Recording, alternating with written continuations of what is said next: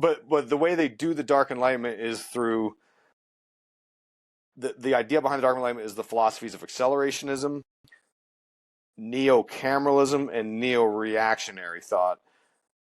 And what those things look at is the idea of, in America, there's this idea where we try to put dignity on every human's life and try to keep a social safety net, give food stamps to poor people, that kind of stuff.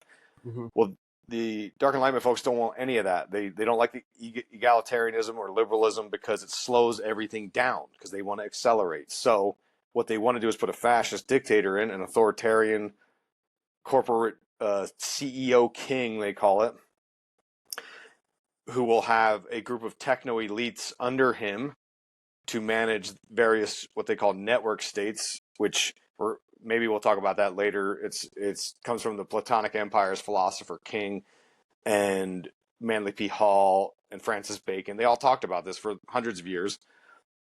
And this is the freedom cities that we've heard about this year. It's the same thing as the network states, and it's very much run by AI. It's this ultra-libertarian fantasy of no government because the government is AI, and AI will make all the decisions for us. So that's where the philosophies start, and that's where all these ideas got seeded, going back prominently to the 90s with Nick Land, and then in the 2000s, a guy named Curtis Yarvin, who was a blogger talking about these concepts. And the Silicon Valley elites and the libertarians like Peter Thiel and Elon Musk were really intrigued by this guy. And that's why people are concerned, because Peter Thiel basically funded all of J.D. Vance's career in politics.